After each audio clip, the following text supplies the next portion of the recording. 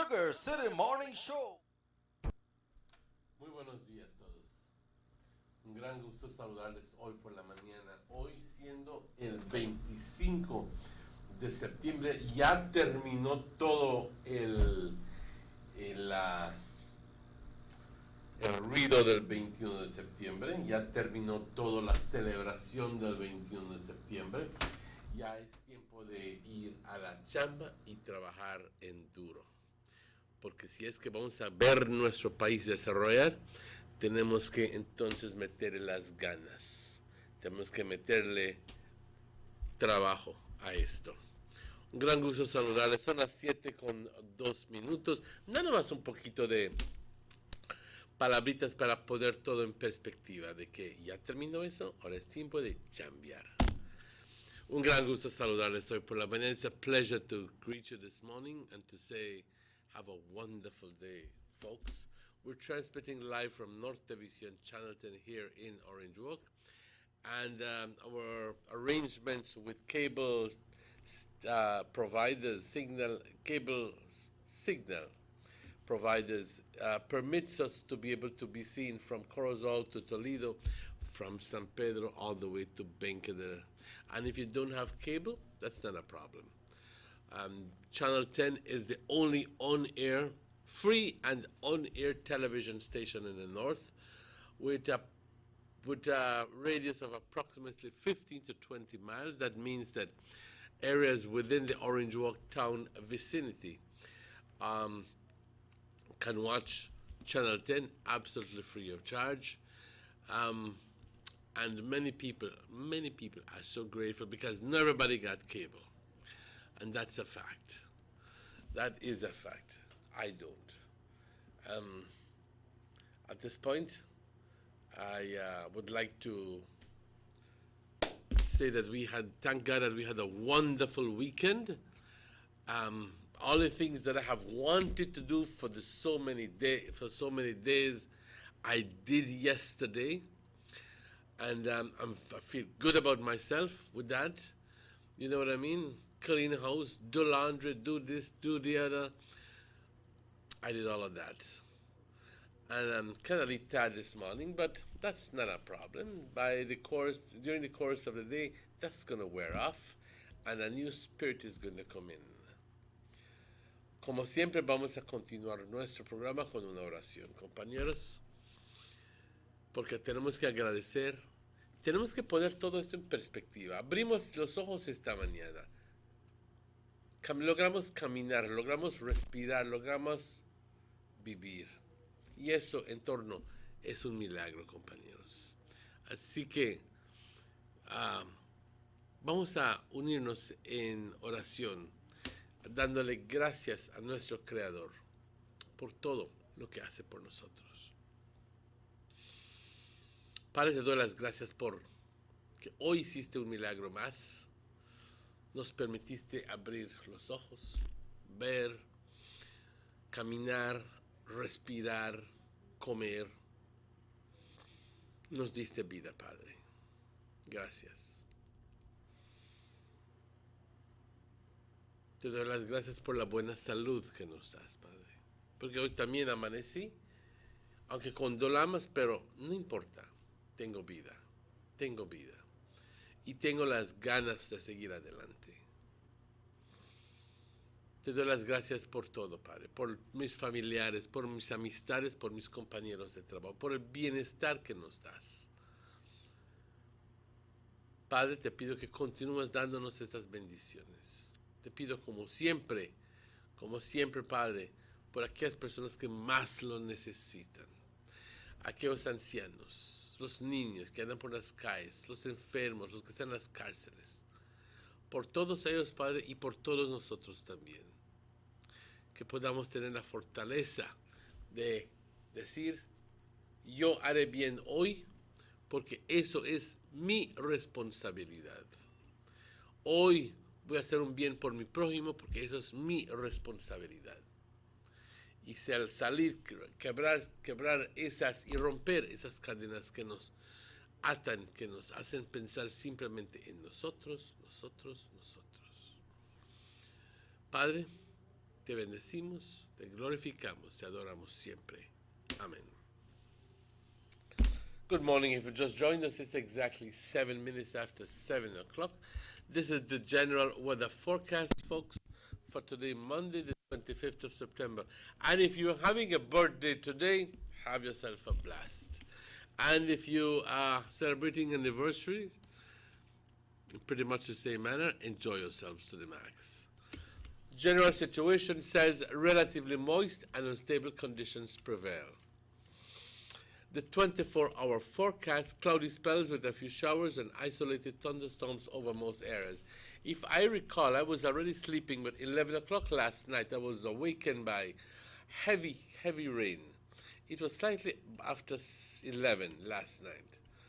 And the sea state is choppy. Temperatures along the coast, a maximum of 88, a minimum of 80 degrees inland, a max of 92, and a low of 73 degrees. And in the hills, a maximum of 80 degrees and a low of 68. There are no advisories, and just quickly to go turning to the National Hurricane Center, there seems to be a lull in hurricane activity. There's old Maria and old Lee still in the Atlantic. Maria still with winds of 75 miles per hour, and Lee with winds of 90 miles per hour, but posing a threat really to nobody at this moment, because Lee in particular has gone all the way smack into the middle of the Atlantic, and Maria is still, well, I would say it's still in the open Atlantic, but not as far out as Lee is. But neither of them posing any threat at this moment to anybody. I think that, and there are no tropical waves coming out of Africa at this moment. I think that the Cape of Verde season is about to finish. The Cape of Verde season is the season that we just saw, when we just saw all of these tropical waves and hurricanes and tropical storms come out from.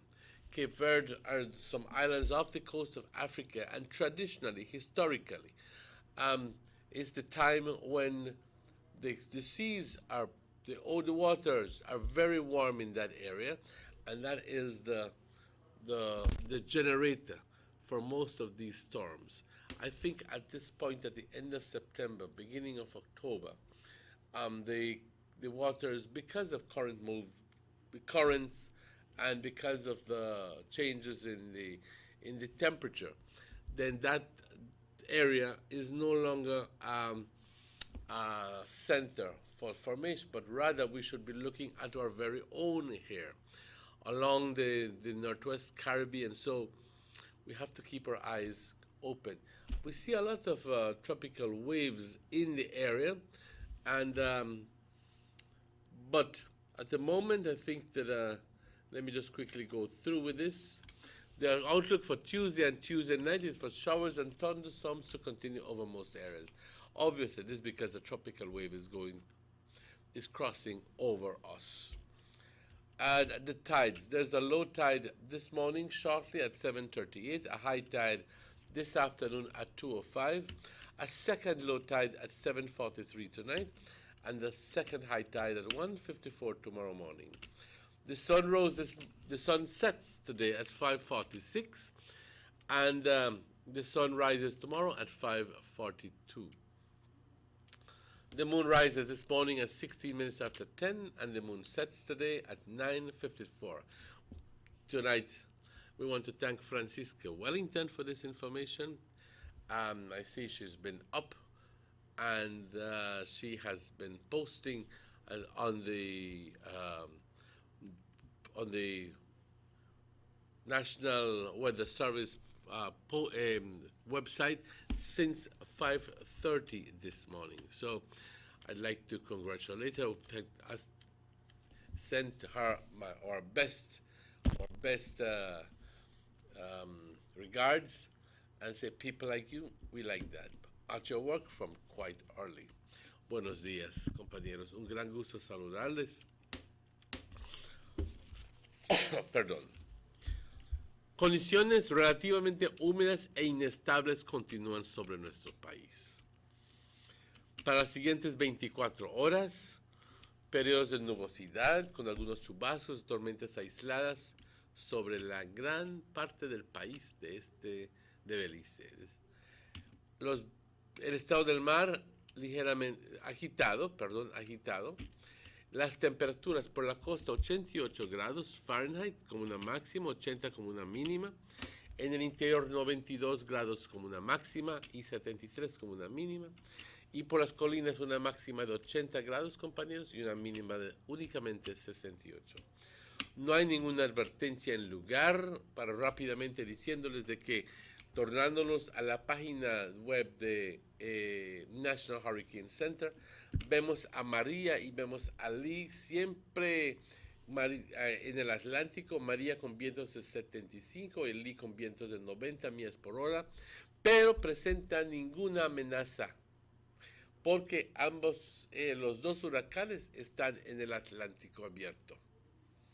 Así que por el momento, ninguna amenaza a ningún país, ni las Bahamas, posiblemente Bermuda, pero Bermuda está un poquito más al este de María. Es muy probable que quizás pudiera tener una influencia, un vientecito por ahí, pero por el momento nada. Sí tenemos olas en nuestra área y este es el tiempo para cuidarnos, compañeros, porque este es el tiempo cuando se forman los huracanes no en el Atlántico o por África, sino aquí merito cerca de nosotros. Aquí es cuando se forman los huracanes en el mes de octubre y en el Caribe, obviamente.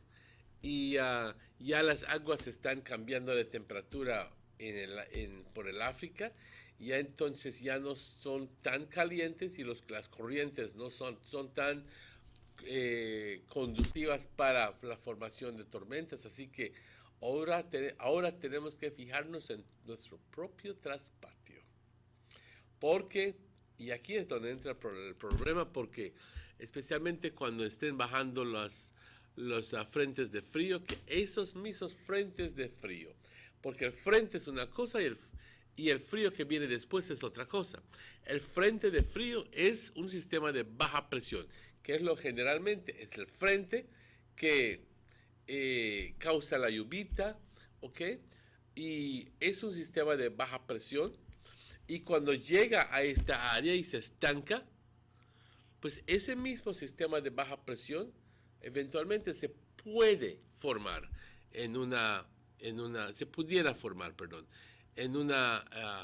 depresión, y eventualmente en una tormenta, y eventualmente hasta en un huracán. Así que tenemos que fijarnos, porque ahora las aguas en nuestras áreas están calientes. Pues la temperatura del día lo dice, 94, 95 grados por los últimos meses. Compañeros, pero nada de preocuparse en este momento. No tenemos ninguna tormenta que nos presente alguna amenaza a este momento. Pero, ojo al Cristo. Se espera que para mañana martes y martes por la noche tengamos chubascos y tormentas sobre la gran parte del país de Belice. Las mareas, una marea baja a las 7:38 hoy por la mañana, una marea alta a las 2:05 hoy por la tarde, y luego una segunda marea baja a las 7:43 hoy por la noche, y una segunda marea alta a la mañana a la 1:54. Compañeros, el sol se oculta hoy a las 5:46, 14 minutos antes de las 6 de la tarde. Perdón, sí. Y el sol sale a las 5:42, 18 minutos antes de las 6. Y la luna sale hoy a las 10:16 y se oculta por la noche a las 9:54. Nuestro agradecimiento y nuestros saludos a Francisca Wellington, que está en su lugar desde antes de las 5:30, porque vemos de que ha puesto información en el sitio web del Belize Weather Bureau. desde mucho antes de este entonces, desde mucho antes, desde 5:30. Así que felicidades a Francisca y muchas gracias. Compañeros, vamos a tomar una pausa, pero antes tenemos que agradecerle a nuestros patrocinadores que son A&R's, Rapidito Loans, Government of Belize Press Service. También tenemos que agradecer a Belize Tourist Board, al señor honorable Gaspar Vega, German Vega y Eduardo Vega, también Northern Medical Specialty Plaza. Compañeros, vamos a esta pausa cuando son las 7:17 y estaremos de vuelta con ustedes tan pronto estos anuncios. No se vayan. Notice to residents of rural communities in Orange Walk and Corozal districts. If you value your health and your children's health, you will dispose of your garbage only at approved sites. The disposal of garbage at any other location is illegal, and if caught, you can be fined up to $5,000. If you don't get caught, you can still suffer health impacts caused by these illegal sites, because illegal dump sites harbor pests such as rodents, possums, and mosquitoes that carry diseases. These can transmit those diseases to you and your children.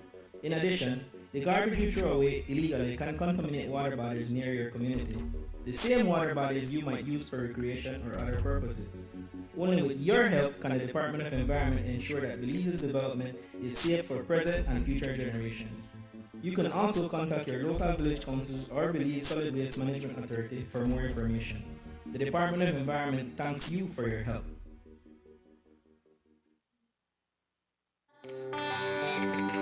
Everybody wants a clean and healthy family.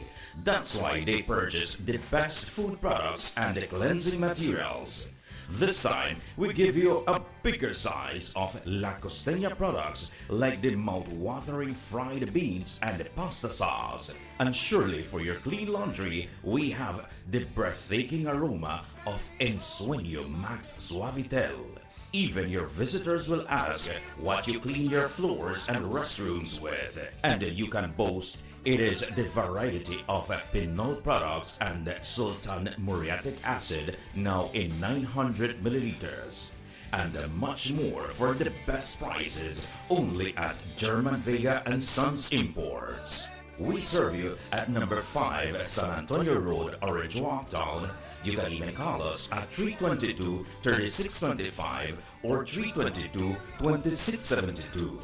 Or you can even send us a fax at 322-2571 or email us at germanvega@btl.net. German Vega and Sons Limited, because we care for you. A&R Stores Countrywide announced the arrival of name brand school bags in all colors, design and sizes, stationery supplies, composition books, lunch bags, laptops, tablets, watches and everything else you will need for this new school year. So take time out and have your pick out of the largest variety of durable school bags in the country. They are also pleased to announce the arrival of a wide assortment of housewares like sterilite plastic containers in different sizes, glassware, kitchen utensils, cooking pots and pans, and beautiful floral arrangements. And if you need to redo your bathroom or your bedroom, visit them for the most beautiful bath mat sets, ready-made curtains in beautiful colors and designs, lights and mirrors, bed sheets for twin, full, queen and king size beds, plus comfortable pillows and beautiful comforters to match. And best of all, it is always the excellent service and the low prices that make the difference at A&R.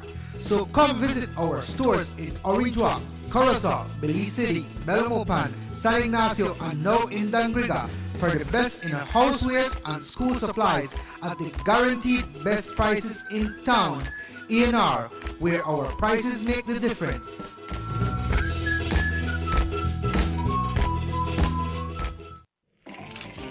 Ever since Digicel doubled all of their prepaid data plans, things looking a little strange around here.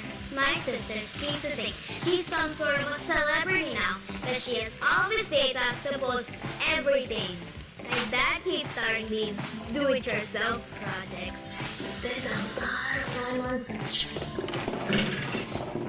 Even Nana loves all the extra data. He checks a lot on his dating sites. Mom is always finding new recipes from all over the world to try on YouTube. Leah, the show is on. Digicel's newly doubled prepaid data plans let everyone be free to do so much more. The bigger, better network. Digicel. Let's get ready to rumble!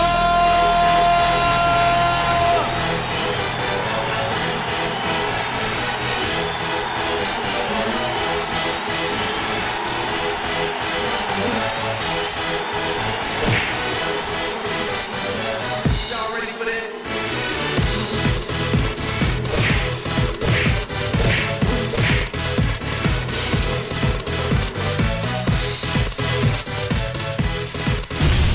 Get serious. Get buff.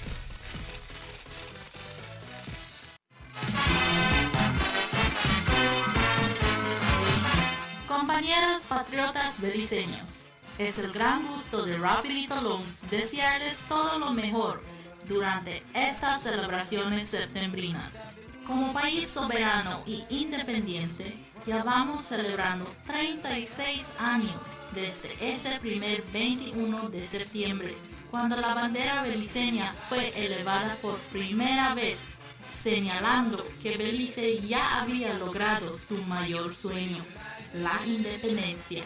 Por esta razón, Rapidito Loan se une a celebrar con todo beliceño y les ofrece los mejores arreglos para sus empeños de valor, como también grandes ofertas con el mejor servicio.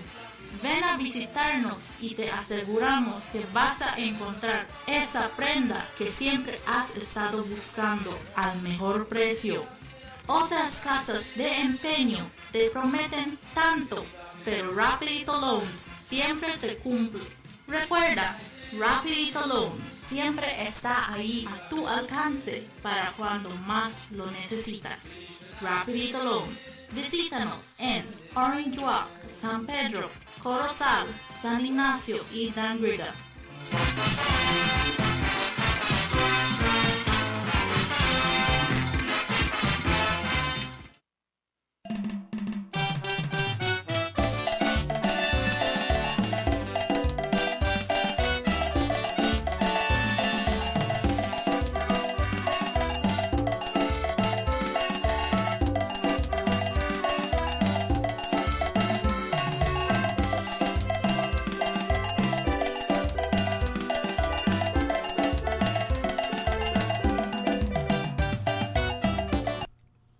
Welcome back to the Sugar City Morning Show. Bienvenidos de vuelta, compañeros, al Sugar City Morning Show.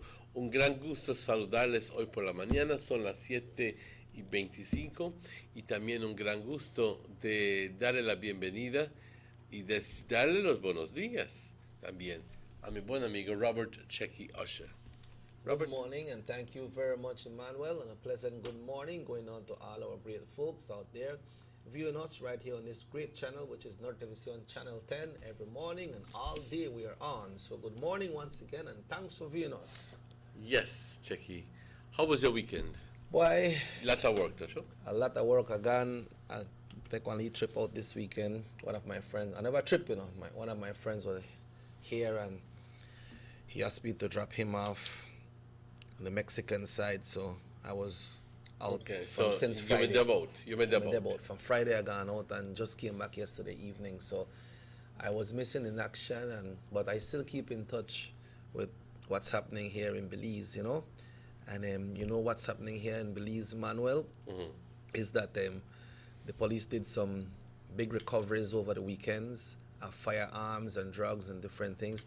More than one firearm was picked up over the weekend, Emmanuel, but the most strange one, they find one in Belize City, and the place where they found this one is in the cemetery.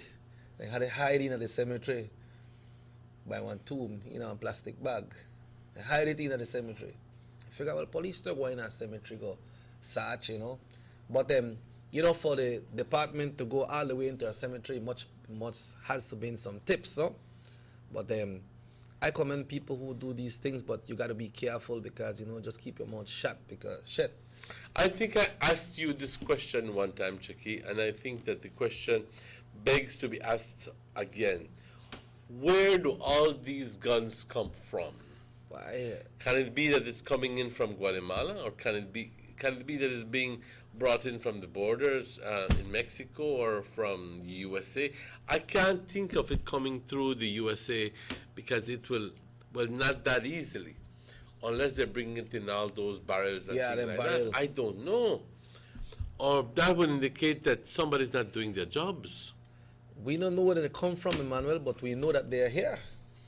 But they seem to be here in endless quantities. That's true, because most of the guns, when I find the guns that are undocumented.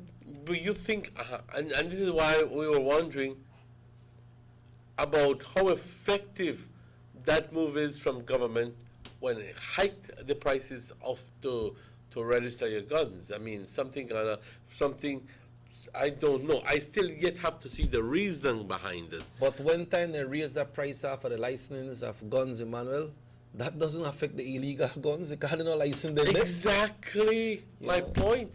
So when they said that it was done to try to minimize the amount of illegal guns, I go like, hello?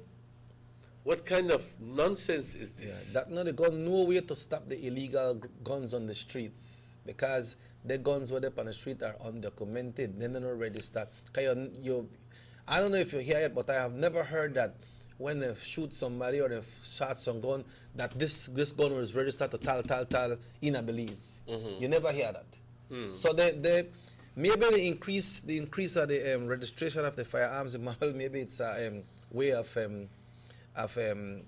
regaining our revenue collection. But I was wondering that rather than increasing the cost of registering a gun, was what should have been done was rather to increase the penalty for being found with an unlicensed gun. Yeah, true. And if it was $500, put it all the way up to $5,000. Yeah. You know what I mean? I don't see the sense unless it is a very unless it's trying to raise money from the Belizean people, extra money, but in trying to reduce the amount of guns, for me, that's not a gel. That's not a gel. I was talking to a high-ranking police officer, and he was telling me, man, what happened to the Lee people that their farm?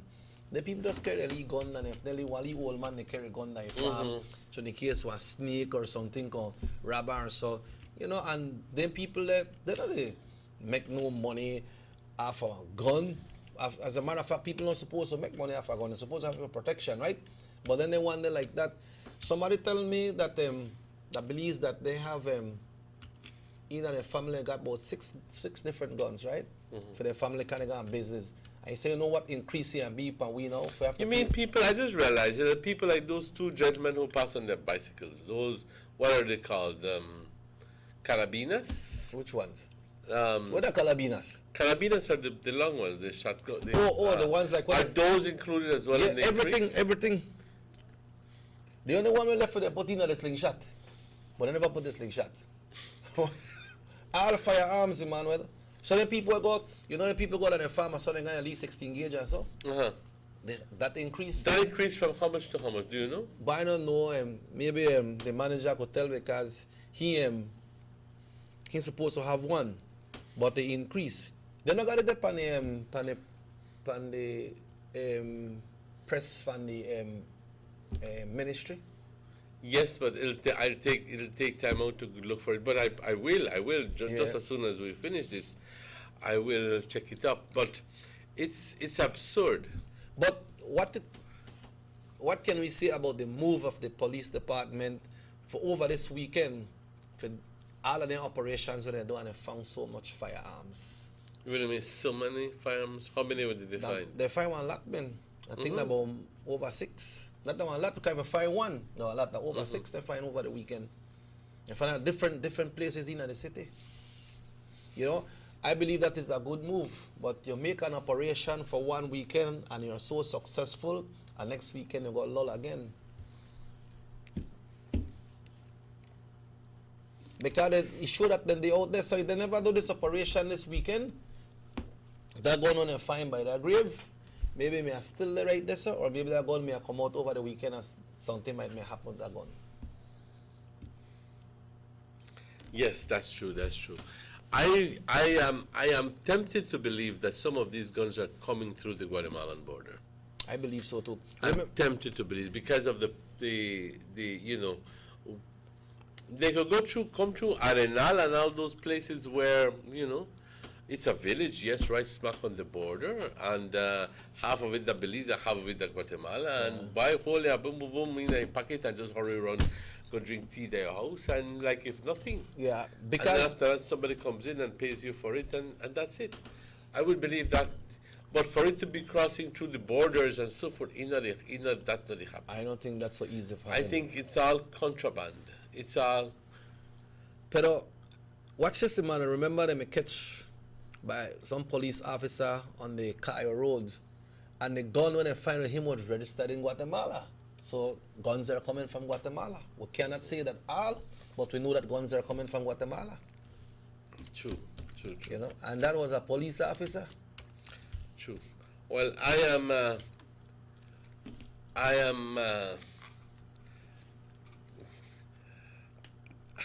don't know the word right now, but I am still petrified literally, when people have guns around me. I don't think I've ever fired one. I don't think I've ever held one. Maybe yes, maybe I've held one. But You don't fire one. I don't think so. As a matter of fact, I think that one time when Bra was alive, Roderick Gabriel, Yeah, good friend. he was boy, at great my man. brother's, and it was, I think, 31st of December, when, and then he had a licensed firearm. Yeah, Bra had a license gun. All right, exactly. And I held it in my hands and so forth, and he was firing shots, for the Rito. bringing of the new year. Okay. Right? Yeah. January 1st. With all them palomitas and all them lot of thing. Yeah. Believe me. But that was it. But I can't believe what it would take for me to hold one and to shoot somebody else with it. Yeah. You know what I mean? No me nace. Obviamente es porque no vivo en ese ambiente. Yo creo que, como dicen muchas personas, la comunidad, la sociedad hace un hombre. Pero cuando creces viendo armas todos los días y que tu papá o tu tío, tu hermano lo usa y lo tiene en la mesa ahí, y entonces piensas que eso es, tú como un niño impresionable, piensas de que eso es hasta cierto punto normal. De que tú también quisieras tener uno porque lo ves por la televisión, que matan hombres y tú también quieres uno. Porque de niño te fascinaba tu pop shot gun y tú también quieres uno. Así creces en ese ambiente. And You know what I then, mean? then sometime when you hear that somebody is gunned down in the country, they say no firearm was found. But check this one here, Emmanuel. Guns and money come on the planes that come in for drugs. That's a distinct possibility, and thank you for the person who sent that message. Yeah, we wasn't thinking along those lines. Oh no, so sometimes it's payment. Yep. Yo te traigo droga y tú me das yo te doy droga, mota y tú me das Armas. armas. Yep. So, Es muy probable. Ah, O hasta te estoy ordenando tanto de droga, pero tráeme 12 fusiles ahí porque obviamente tengo que protegerme y mis trabajadores tienen que protegerme porque the very trade that you're involved is a drug trade, which is a very dangerous trade in the first place. Yeah. You know what I mean? right. So the very essence of the trade dictates somewhat that you should be protected. And every Or that day, you that you should be. That's Right, it. yes. That's it. No, That- you can't say it any different. that's how the business work. And Emmanuel, you know that every day we walk on the street, we are in danger of those firearms. Because they have people that walk right out there with illegal firearms, and then they walk right beside you and you don't know. You don't remember, I think that city some years ago or months ago, somebody passed right by the Queen Street police station and then walk right in and start a fire shot. Mm-hmm. You remember that story, right? Mm-hmm. So people could walk right past street and they got them gone right in there. And illegal. I remember when I was living on Main Street, I was upstairs and I looked down and saw an individual who happened to be fixing the gun. This is a young boy, maybe he's 18, 19 years old. And that right With a downtown. big gun, sir. Putting it to the back here. Now, I go like, damn, that's the first thing that came to my mind. And I watched him go, and then he turned, and then he disappeared. 20 minutes later, I find out that they're robbing the Chinese restaurant in front. And that is right downtown where And, people are and passing. this is Main Street. You know what he did? They were about to close. They had already pulled down the curtain. He pulled it up again, went inside, stole some money from the cashier, had the little Chinese girl, the baby in his arms for a while. He pointing the gun at the mother. The mother is bawling and then gave him the money. I think it was like $2,000 or so, if I'm not mistaken. And hand him back and just politely walk out with the gun in the hand and say, with the big words of the fly out time out, if you do this, I will shoot you. And he went out back, pulled up pulled it up down back. The owner. Like he's the owner, and literally walked down the street and turned to go down Riverside. And he get away. And when police come, the man had already left. Yeah. Mind you, the police were there quite fast. But by the time the man gone. Yeah, but you remember one time that Belize, you remember one spell they killed so much Chinese that Belize, Emmanuel? Day after day here. Yes, I recall that. You remember what happened to one of them when he got in a Chinese restaurant or Chinese shop and try thief? Chinese man they hold her down and they beat her. They put one good one pana. That happened right after the Orange Walk restaurant right there, Orange Walk, you know. Then gone in there and try rob. And then people pull on the curtain and Chinese man jump Was back. there a similar situation here by the hospital where the Chinese shot and killed one of the assailants? Well, what happened is, yeah, I believe we understand that they try to rob the Chinese and then he run out from the shop, but then the Chinese man shoot her in her back, right? And the Chinese man had to split because you're not supposed to shoot someone in the back like that, right? And I understand that. I talked to somebody who have a licensed gun for your business, and he said that if that man turn around and that man walk out your business, it's illegal for you to shoot her in her back. And if he come up to you, you still have to do a warning shot before you fire. So then you got your gun, you got a licensed gun, but you just can't haul it out and fire it anytime you want. But what I tell about this one, I saw the Orange Walk, the man they bring down the corner, the Chinese man they come out and they bring out the charcoals and so, and they work up that one good. So he never Bring out the charcoals? Yeah, they bring out the charcoals. You know what the charcoals, right? Yeah, Seriously. the thing with the. I don't want to call the name of the business place, but right the Orange Walk, the Chinese man come from the back and one guy way around and pull down the curtain. Cause it look like they come out through the back and come to the front and they work up on the charcoals and call the police and the police come around. You understand? But then not everybody are so fortunate to make that go happen and they not rob there or they not kill somebody. What if you go in the shop, the same time? I you see this person, right? But this person, why? This boy when he come in the shop, he know me and he don't see my face, so he know that me the rob, so he might go tell by me, so he shoot you. I either go innocently in a shop to go buy. You know, that's why he go do some of the shops here implement in Orange Walk that they have some police officers they work there at night. No, that's very good because you don't know when he was striking, Manuel. You don't know. But coming back, what brought up this topic is what you were mentioning about the fine increase in registration and licensing of legal firearms, which I believe will have no impact at all, and as a matter of fact is going to be counterproductive, because you already don't have that much money, and you may find it hard to pay $50 to do the license to maintain yourself licensed gun holder, and now whatever it is gone up 6 times to $300 or $200. Yeah. Con más razón no vas a licenciar tu arma.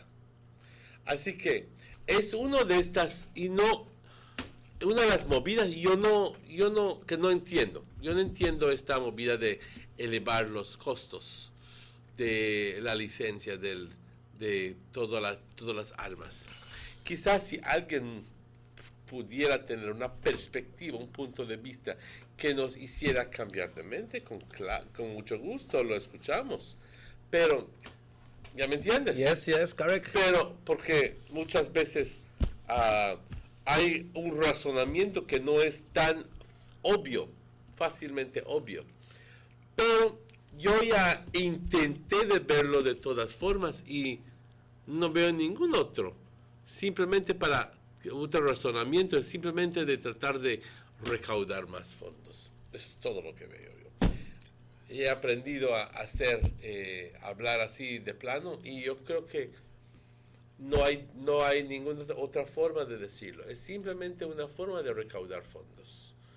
Una forma más de recaudar fondos. Porque para tratar de disminuir la cantidad de armas en las calles, que se están utilizando para actividad criminal, de ninguna forma, porque esas armas casi nunca son registradas. Yep. Esas armas, al contrario, siempre existen, salen, los utilizan y los regresan a otro lugar donde nadie sabe dónde están.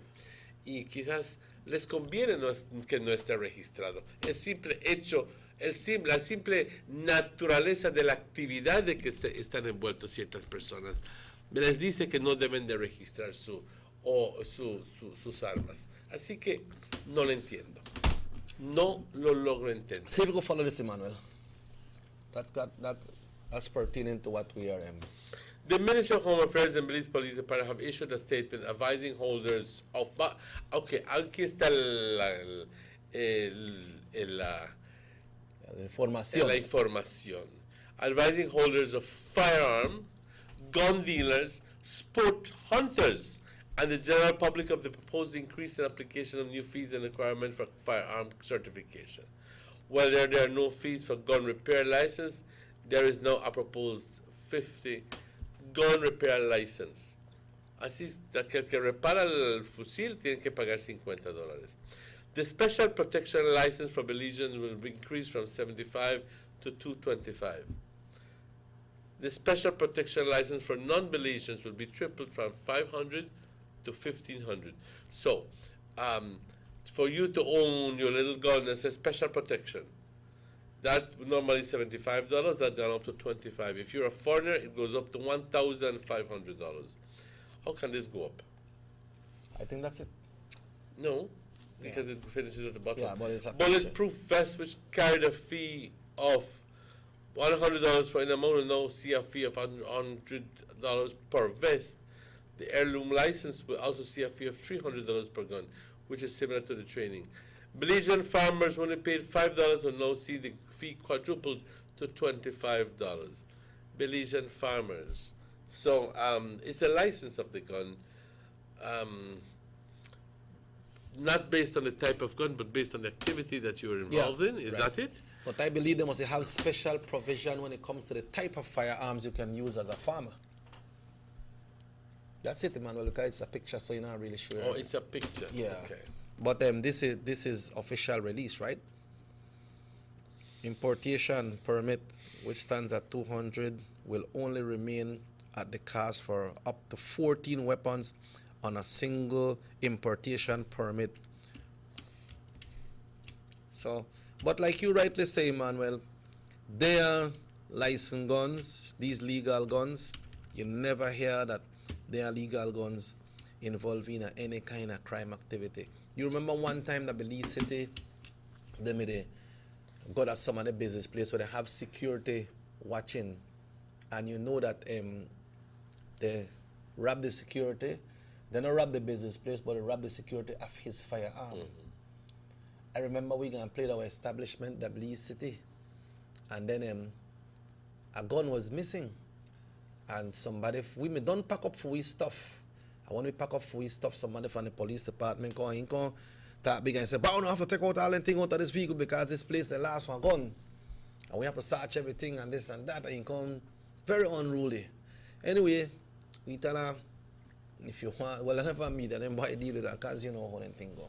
And the man say, well, we have to take it out. The man say, if you want, you can take it out yourself and load it back. Anyway, got to there a whole 2 hours to wait, just to find out that he make a gun.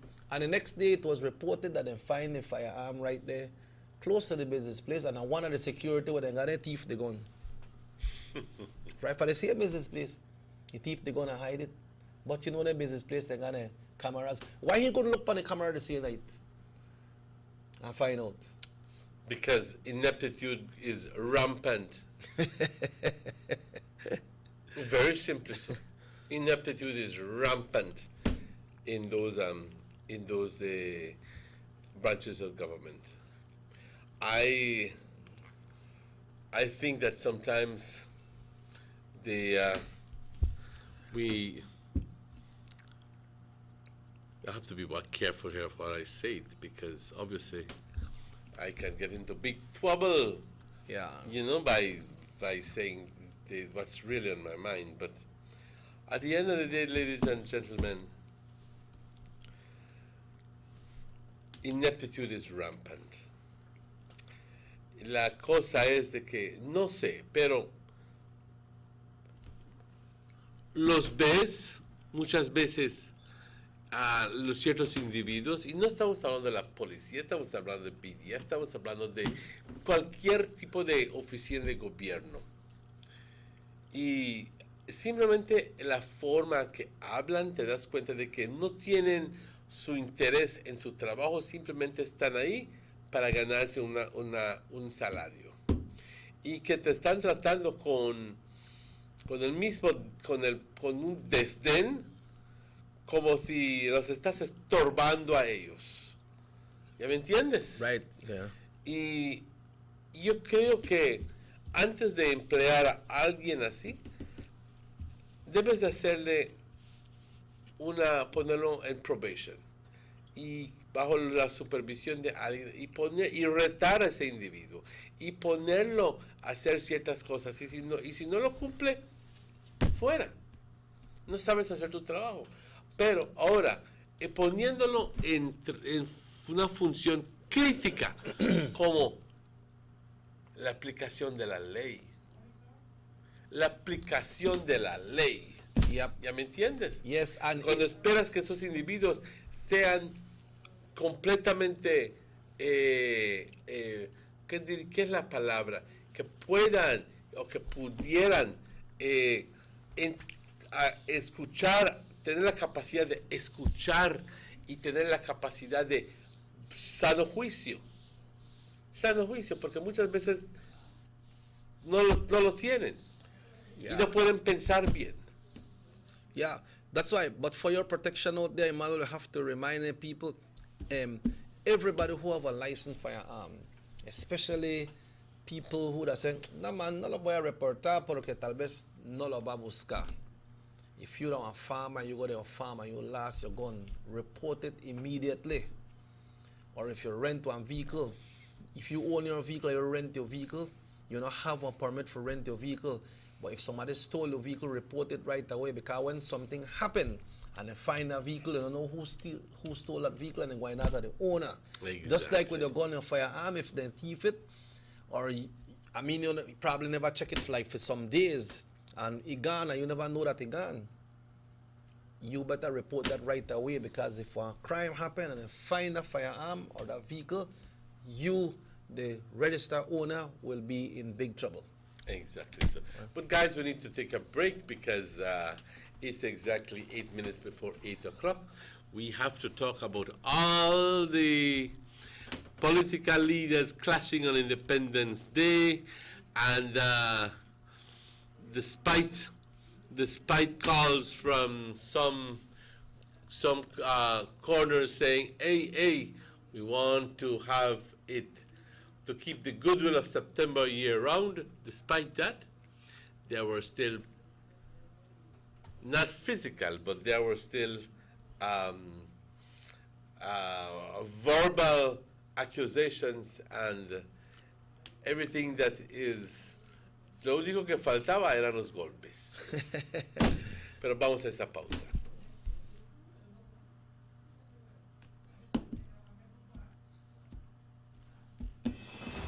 The new Belize City Civic Center is taking shape at the foot of the Balkan Bridge and is expected to be completed by December 2017. This multi-purpose mega facility will boast an air-conditioned interior with a seating capacity of 4,500, a FIBA-certified wooden main court and 3 practice courts, offices, media boxes, and multiple locker rooms, another basketball court with 24-hour access to the public, and parking for 200 vehicles. This $34 million investment highlights a new era of world-class sporting infrastructure for the entire country of Belize. The government of Belize, moving Belize forward. The sunny days are here, and whether it's for a picnic or in your kitchen, you need the meat. Gillette's Meat Shop proudly offers a variety of juicy cuts such as processed meats, ham, bacon, salami, longaniza, and sugar cure ham, just to mention a few. Enjoy our meats in beef, pork, and mutton. So for that healthy cut your family enjoys, visit us at number 18 San Antonio Road in Orange Walk from Monday to Friday, 7 a.m. to 12 p.m. and 1:30 p.m. to 6 p.m. Saturdays, 7 a.m. to 12:30 and 3 to 5 p.m. Sundays, 8 a.m. to 11:30 a.m. Place your orders at 322-3486 or 322-2175 or even 610-4061. Send us an email at DerekGillett31@gmail.com. Gillette's Meat Shop, fresh and processed meats. They see you and know you're living, always a star. Yes, you live in color to the limit, large and in charge. Yes, that's why you rock with Buster. Refreshing range of colorful flavors. Always a star, never the audience. You run things never run yours. Yes, you are the life of it, not just a part of it.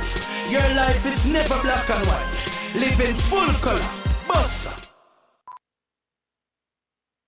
Tienes 8 cilindros. Eres adrenalina disfrazada de aleación de aluminio a 8000 revoluciones por minuto. Así como así. ¿Será el cigüeñal?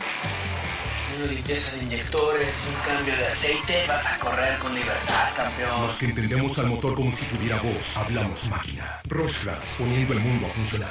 Ahora distribuido por German Vega & Sons. Búsquelo en tu tienda favorita. Northern Medical Specialty Plaza has been offering excellent health services since its inception in 2000. Today you can enjoy a wide range of medical services through our experienced doctors and dedicated friendly staff. No need to go to Belize City or Chatham Mall. Introducing our new state-of-the-art CT Scan 16 slides, now available at Northern Medical Specialty Plaza in high-definition technology, computerized tomography. Also available, ultrasound 4D scan, which shows moving 3D images of your baby. We also provide services such as mammograms, X-ray, clean and safe nursery, certified pharmacist, operating facilities, our 24 hours emergency and hospitalization, high technology research facilities. Our motto has always been to serve our community with compassion, quality, and affordable medical services, specially devoted to serve you.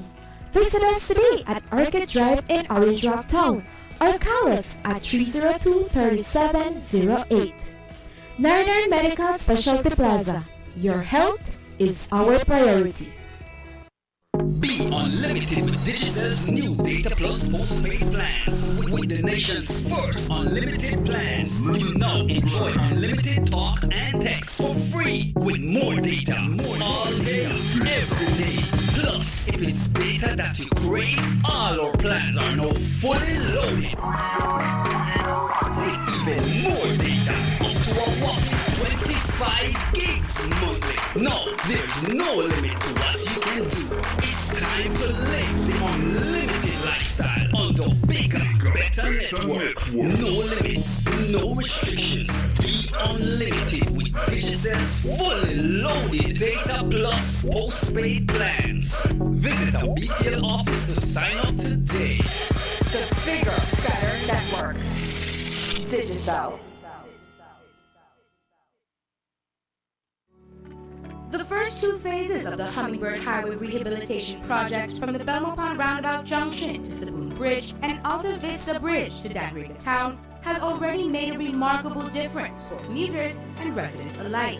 These first two phases are a $16.5 million investment by the government of Belize. Under this project, the highway is being rehabilitated through improvement of the road pavement to create a safer environment for the public.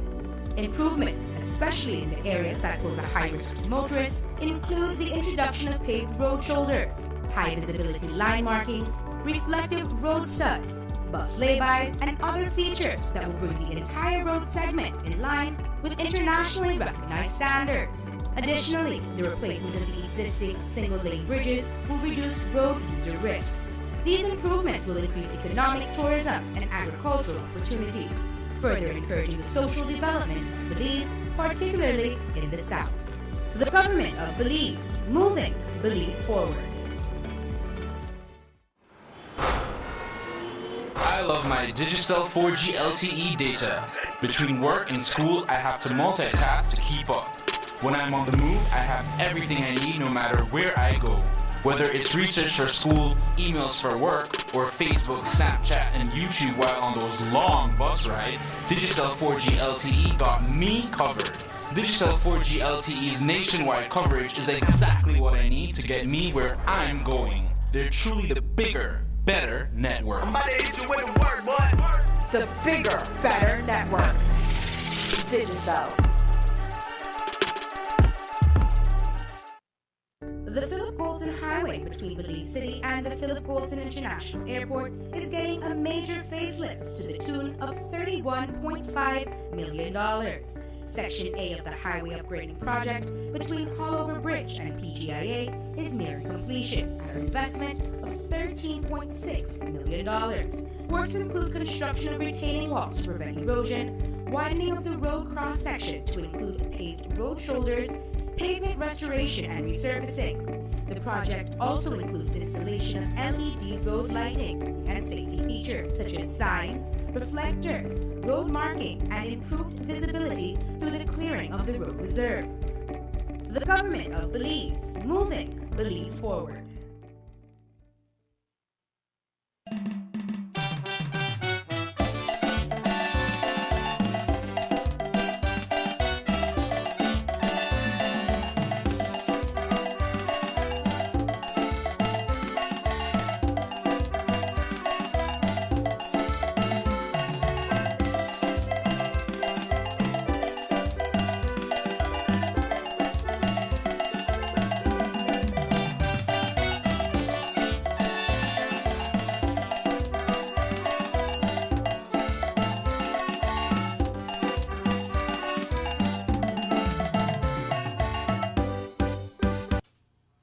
And welcome back to the Sugar City Morning Show.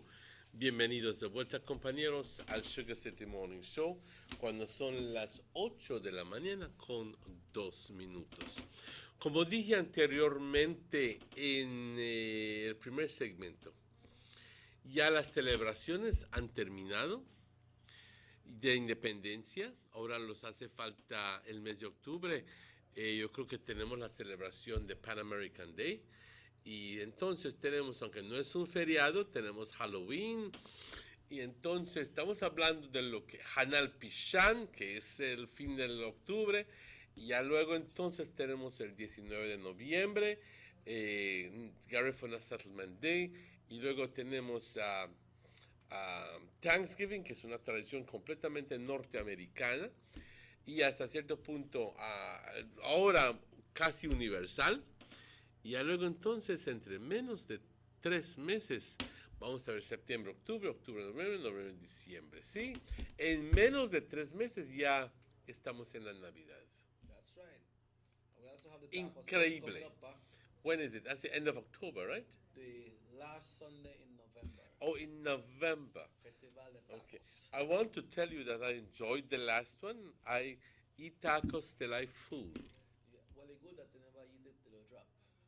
Well, I ate tacos because you see, I'm one of those early birds. Yeah, yeah. You may try moot one? Of course, I gone down the aisle, round up the aisle, and down the aisle. You may try. And I waited for till 10 o'clock for the one from the young man.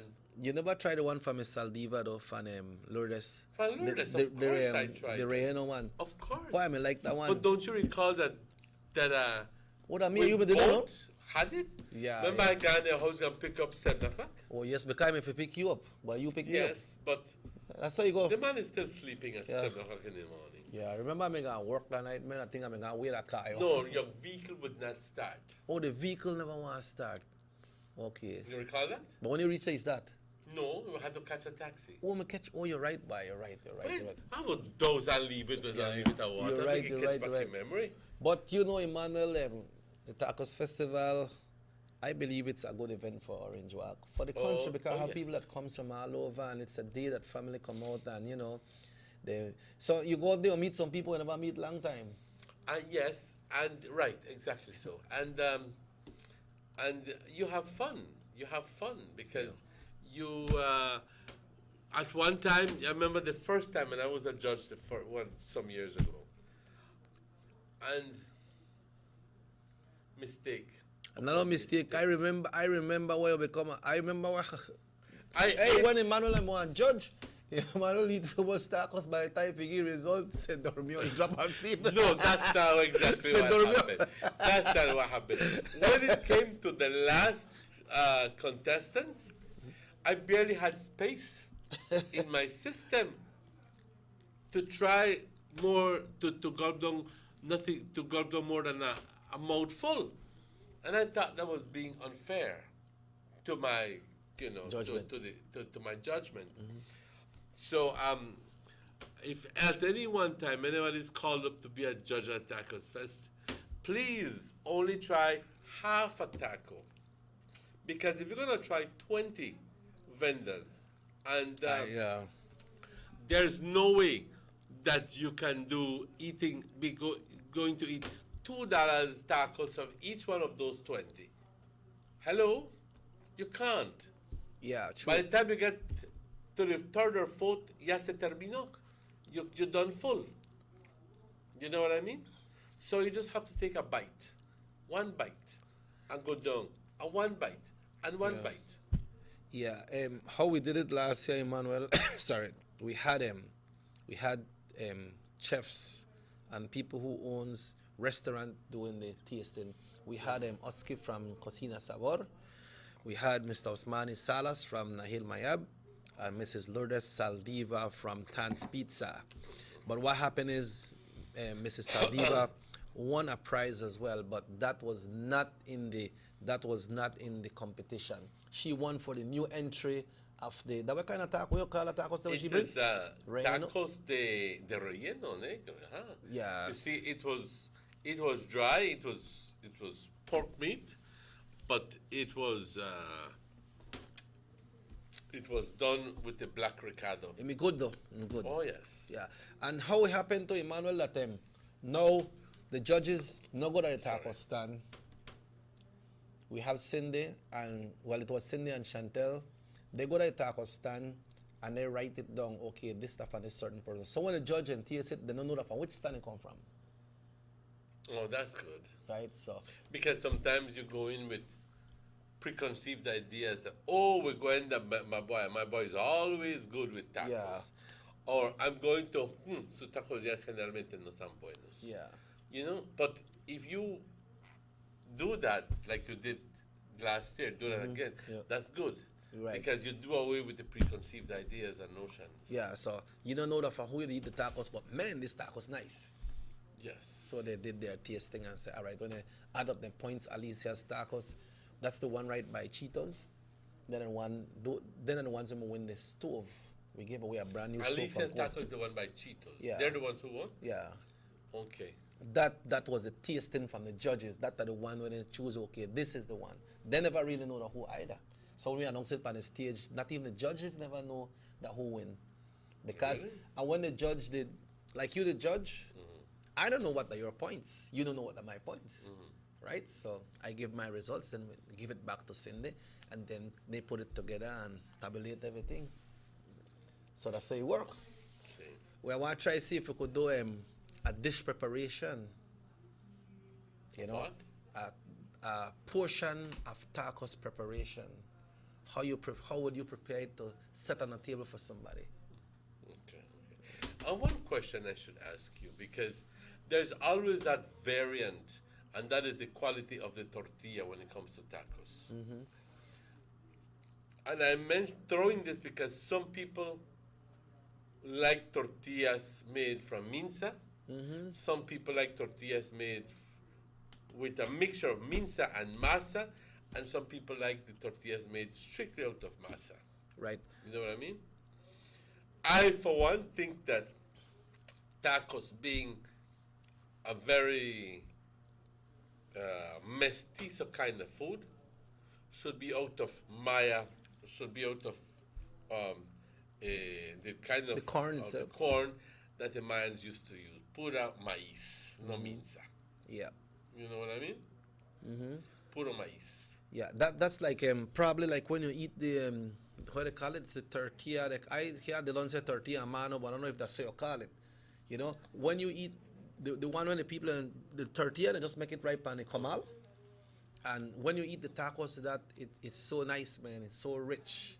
You know, I may try that, and we had competition for that as well. I don't really remember who may win, but they had a different variation of tacos. William, he do the fish tacos, I believe, or some seafood tacos. If you want to go quick, you know, that go very fast. Then they have the Mexican where do the one where gozo. What do you call that one there? Oh, estás hablando del pastor. Pastor. You know, so we have all that, and that one they had a huge line, especially from the people that came in from the city. Exactly. They had one big line because it's something different, right? And they have, I see some of them they cross the Mexican side, but I see they serve some of them with pineapple.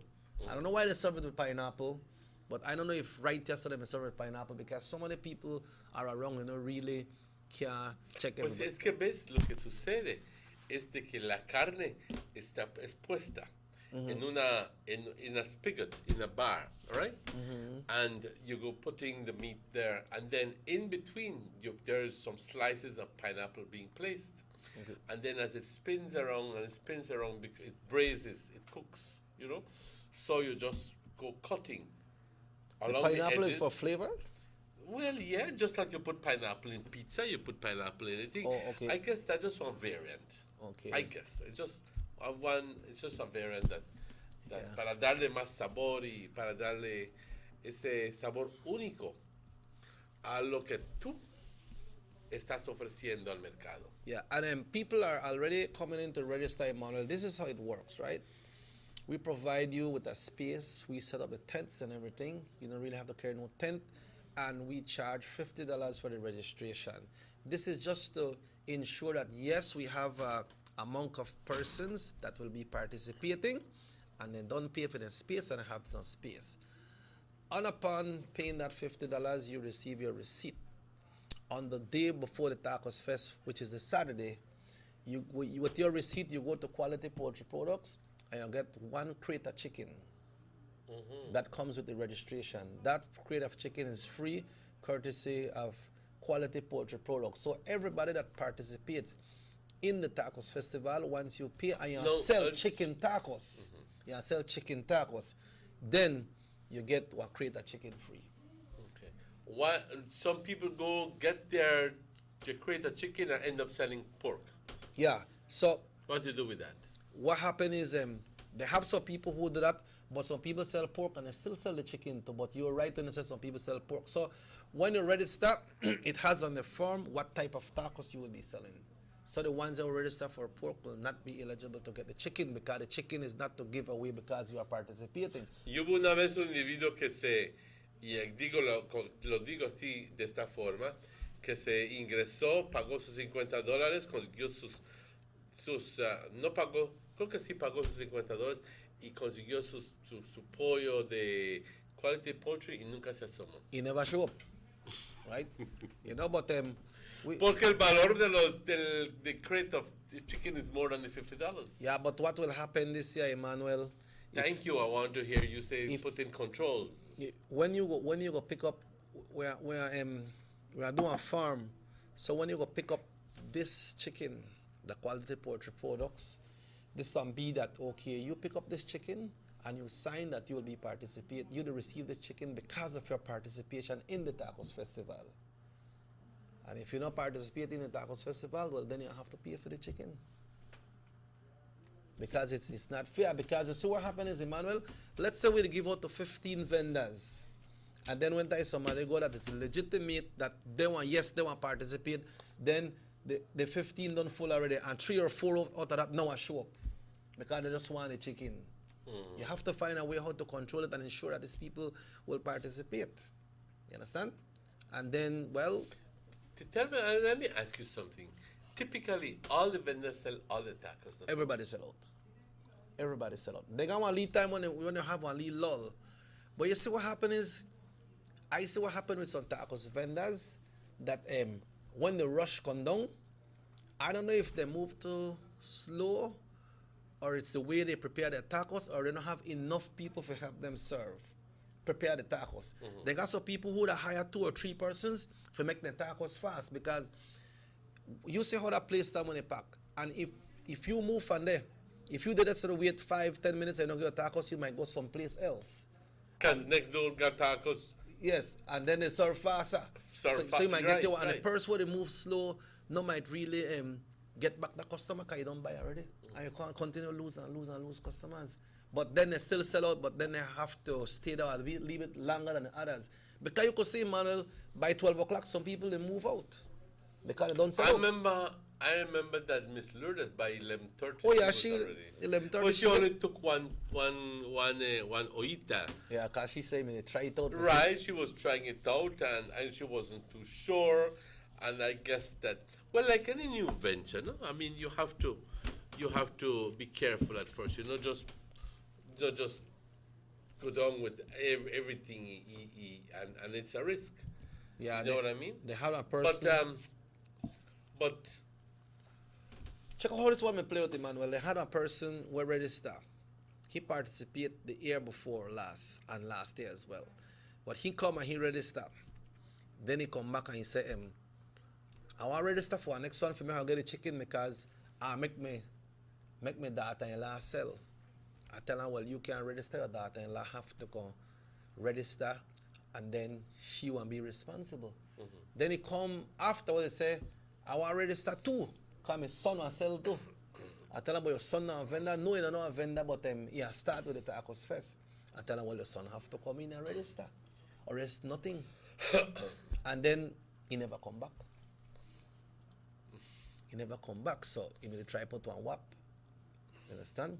But we have to find a way how to control these things, because the chicken that are given away at Quality Poultry Products is for the persons that will be participating in the Tacos Fest. This is a good thing for Orange Walk, a good thing for Belize. So make we not try playing no kind of smart role, man. Do it and come out and make it bigger and bigger and bigger, right? Exactly so, exactly so. And the people, las personas de las aldeas pueden participar también, ¿sabes?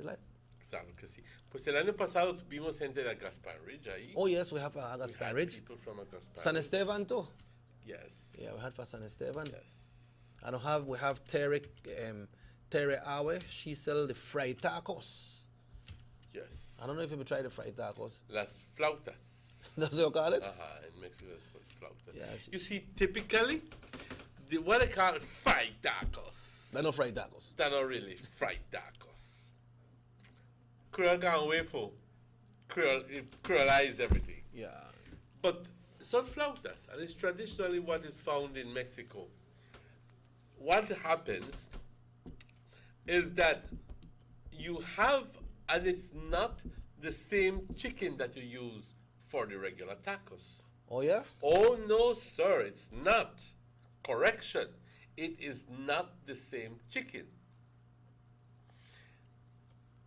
Because really what it's supposed to be, you're supposed to boil in consomme only the breast of the chicken. This is traditionally what you see in Mexico, where we borrowed the concept from. I'm talking about that. I'm not talking about the the Creole version, which are fried tacos. But really, anybody who wants to make a hit, do it the right way. Do the chicken in just boiled in consomme, pull it out, shred the chicken, okay, the chicken breast and pure chicken breast, and really then what you do is you have your tortillas and you put just some of the dry, not moist, dry, the breast meat in it, and then you just what is called saute it in hot butter, in hot lard. You don't fry it till it gets crispy. No, sir, you don't. Okay? Yeah. After that, you put it in a plate. You throw lettuce on top, and then you throw what is called media crema on top of it with a little bit of whatever other topping that you may want. You don't want anything more than that. But the important part is to use the chicken breast dry. Yes. Yeah. Also, Emmanuel, to go to the Tacos Fest is not only of going to eat tacos, but you know that they have this company in Belize, Grace Kennedy. They sell a lot of condiments. They sell a lot of things to season up your meat. And so they come out and they have specials on their sales. Oh, please permit me to remind you that there last year, I don't know if this is something that is found all the time, but you had some people looking around for vegetarian tacos. Oh, yeah? Wow, that means they want to sell vegetarian tacos, no need no chicken. Un taco es un taco, con carne, por el amor de Dios. Pero, por ser un taco también, simplemente puede ser un taco de lo que tú quieras. Puede ser un taco de... ¿Marisco? De marisco. Puede ser un taco de relleno negro. Puede ser un taco... También puede ser un taco de chiles... chiles poblanos en crema. What? Si has ido a México, puedes comer tacos de lo que tú quieras. Then I got a 3+ or something like that. I don't know what 3 or something like that. No, esos son That's something different, frente a los teatros donde no comes nada de eso. Yeah. Pero tacos de los chiles poblanos en crema están riquísimos. ¿Ok? O chiles, ya sabes cómo son. Yeah. So we have Grace Kennedy will come out and they put the lead packages together like you get like maybe like 6 chicken sausage, I'll probably pay like $5 for it. They have different things. And also, this year, Digicel promises to come out and they will be doing some specials on top-ups, and they will be having their sales. Promotions? Yeah, sales promotion. So it's getting bigger every year then? Yes, it's getting bigger. And a marching band has showed interest to come in. The marimba band from Benqueviejo del Carmen with the kids, they are showing interest. And you know, when I talk about kids, we also have a kids section there where, you know, your kids go and play and have a little bit of fun, because, you know, they have the era, have the alcohol and things like that. So we don't really want the kids involved in that era. So But generally you don't sell alcohol, do you? no, they do. They do? Yeah, they do. Quayos have their Caribbean rum, and then we have the people from Pepsi. They bring out their soft drinks, and they have a beer bar as well. But you see, that is separated from where everything is happening. You know, then of course we have the entertainment on the stage. You know, so this year we expect to go bigger. Last year we had a first prize of a stove, and we had consolation prizes of different things when it comes to cooking. Most of the things with cooking, like blenders, and, you know, we give away crock pots and so, because it's for the tacos vendors. So we will try to put a cash prize along with the stove. The stove was donated by Quartz Unicoma, and we will check with them again. We already have our letters prepared, so we expect that it will be bigger again this year. Bigger and better. Yeah. Well, but I'm so glad. I see you have some other items on the table there. Yes, well, of note, ladies and gentlemen, is that, and I'm sure that you heard it in the news on Friday, but just quickly, if you didn't, you know that, y voy a hablar en español, que había bastante presión puesto al juez principal de la Corte Suprema, porque por años había escuchado habían estado escuchando ciertos casos, y todavía el señor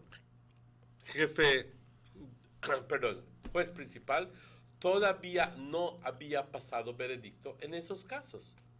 Habían casos que ya se habían escuchado por casi 5 años. Y es bastante injusto tener a alguien encerrado en la cárcel, en remand, hasta que este señor entregue su veredicto. Obviamente, pues porque es el jefe de lo que es la Corte Suprema, pues mucha gente no dice nada por miedo, porque fácilmente el mismo señor te puede mandar a encarcelar. Así que cualquier referencia que hacemos, lo hacemos con mucha, pero mucha cautela. Entonces, pero la Asociación de Abogados de Belice, siendo una entidad bastante fuerte, bastante influencial y bastante poderosa, porque son los mismos abogados en junta que le pasaron, y la ley provee para esto, compañeros. La ley provee para esto, porque ese es nuestro sistema de checks and balances, ¿okay? Que le dijeron al juez principal que por favor se apresurara con dar los veredictos de estos casos. Y el juez había anteriormente prometido de que lo daría, pero otra vez hubo un atraso. Pero me da mucho gusto compartir con ustedes de que el juez finalmente fue, según su compromiso de entregar 4 veredictos la semana pasada, según un plan, creo que habían en totalidad una cantidad de... había una cantidad como de 25, si no me recuerdo bien, 25 casos que ya se habían escuchado desde mucho tiempo, ¿ok? Y que al final del día no se escuchaba nada, todavía estás en veremos y veremos esperando que este bendito hombre te entregue el veredicto. Pero nos da mucho gusto decir de que está yendo según su promesa y entregó 4 la semana pasada y entonces se supone que esa semana va a entregar 4 y te preguntas, bueno, ¿y por qué no lo había hecho? Bueno, eso es otro cuento. No quiero entrar en lo que es especulación, porque sería completamente especulación, pero compañeros, nos da mucho gusto porque hay gente aquí en Orange Walk, que está esperando esos veredictos, porque ya por muchos años han visto que ya se escuchó el caso, pero no se oye absolutamente nada de la Corte Suprema. Y no yo me atrevo a decir, compañeros, aquí abiertamente, de que no debe ser así. Yo creo que un caso llevado a la Corte Suprema, I don't know if you're in agreement with me, yes, of course. 6 months, man. It should be handed on to you. Bang, bang, bang. You know? Right. Get out. Makes room for somebody else. But 5 años es mucho. Es mucho. Definitivamente mucho.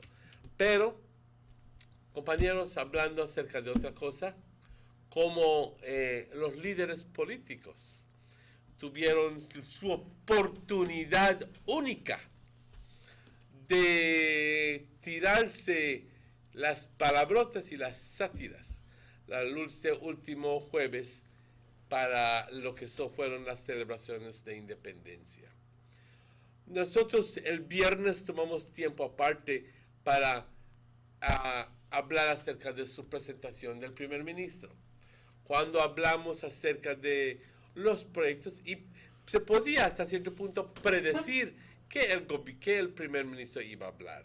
Se podía decir que iba a hablar de esto, del otro, porque eso es lo que típicamente es el contenido del discurso del primer ministro, ¿ok?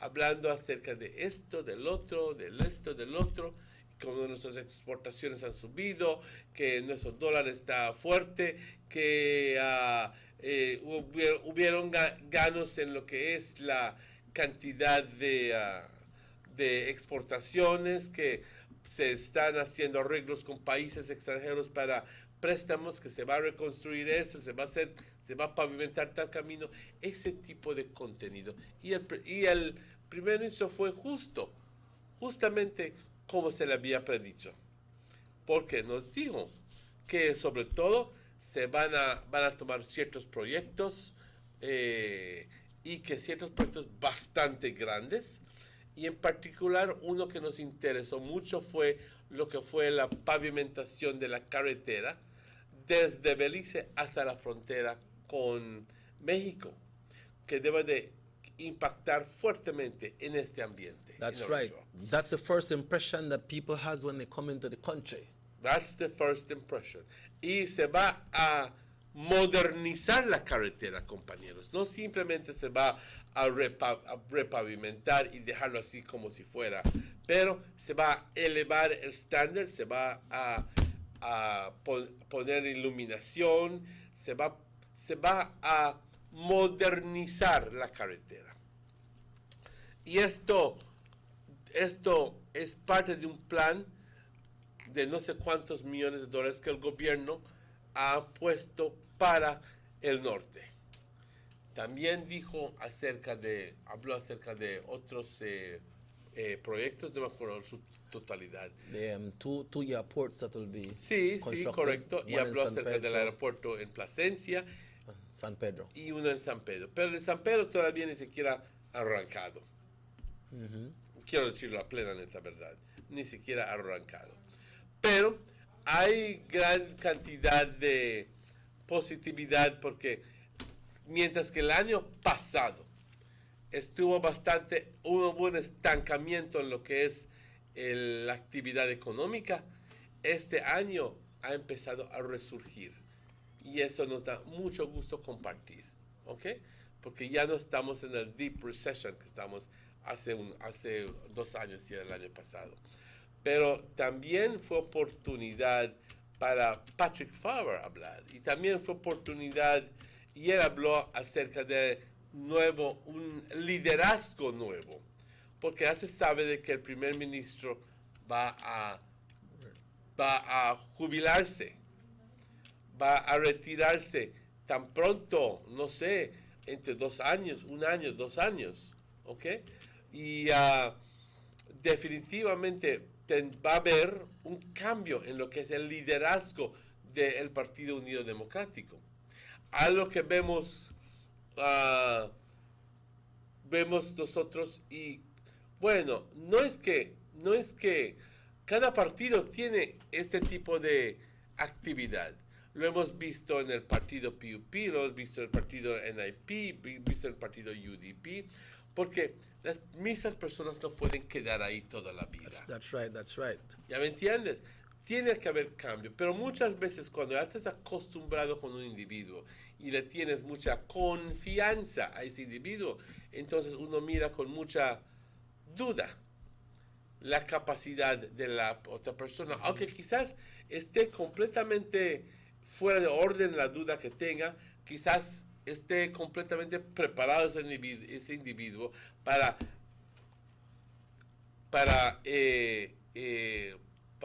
ser líder de este país, pero así son las cosas. Generally, we don't like the change, but sometimes, especially when we're used to having somebody who we like and confide, and we confide in, you know. So, but this year is going to be tough. The next 2 years are going to be tough. It's just like you're working at a business place, and you know your supervisor move on to a new job. Your manager is moving on to a new job, or they sell out the business and new owners are taking over. But we need to get used to it, right?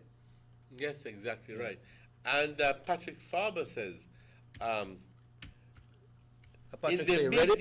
in the immediate future, our still yet fragile state, we will see new leadership. Okay? The upcoming years, therefore, will require leadership that will build firmly on the foundations of our democracy and our independence, but will also bring the change that is necessary to see the growth and development of our nation exponentially. So he's pretty much aware of that, because obviously he is on the forefront of that leadership campaign. Right. I don't know how easy or how difficult it is going to be for him, if there are going to be other people contesting the position of party leader, if at the end of the day is going to be a direct what will be the person, a direct transition of deputy prime minister to prime minister, or what is going to be. But you see what happens is when it comes to the party have their own party convention. Yes, so and which one will come first? The thing is that the prime minister right now is the party leader. So we need to have a new party leader and a new deputy party leader. Exactly so. So when it comes within the party, then that right there come in, because the party will decide, okay, are we going to a convention, or we will just have the deputy take over? So what you're telling me then is that, but the Constitution says that the post of Prime Minister will be held by the leader of the party who governs the most seats. That's right. It doesn't say the deputy leader. No, that's why I'm saying that there is election conventions that is due within the party. So, in other words, what you're telling me is that before the Prime Minister announces his retirement, suppose it is in 2019 that he announces that he plans to, but he does not announce, say, the June of 2019.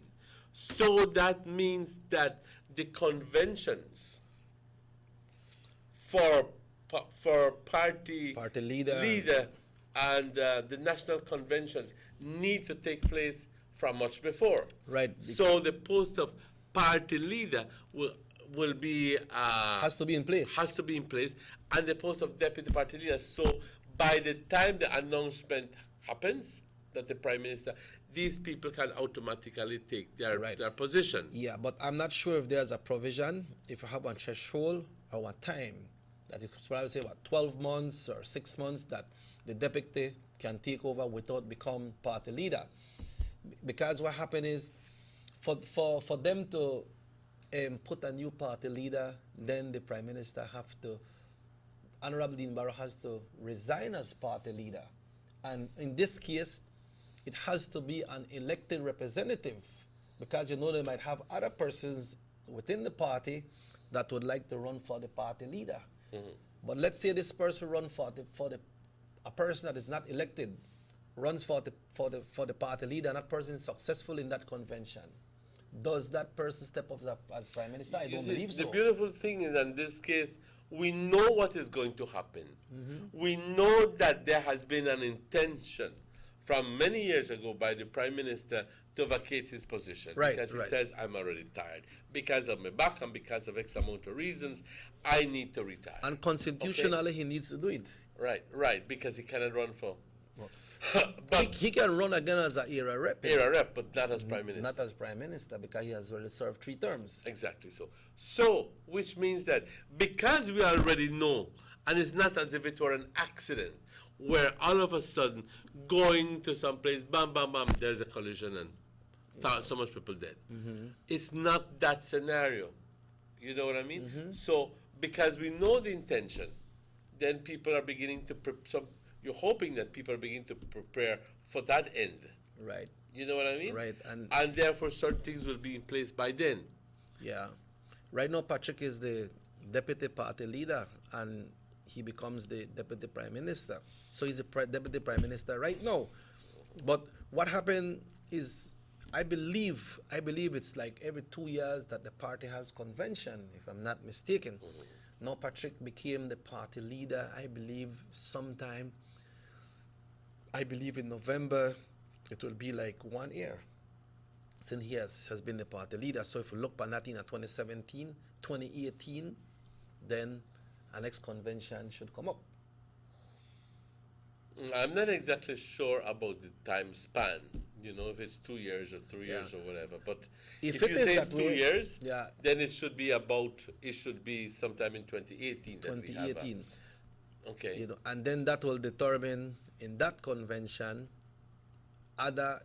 if other elected representative will decide to contest the position as well, or they will just leave it uncontested. Because there might be other people who will maybe interested in a position, and it's open to anybody. Or maybe it could probably be that they will have a convention, like usually when the UDP has convention with the strength of the Prime Minister, nobody contests his position.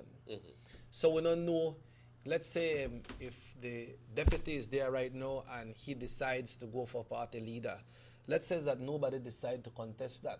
But then you still have to have the convention for the deputy, first deputy party leader.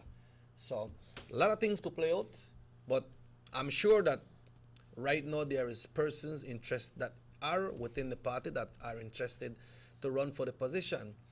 I spoke to someone as well that not in the party, not at all. But he's a strong UDP. And he said, man, I don't want to run for party leader. But he's not elected.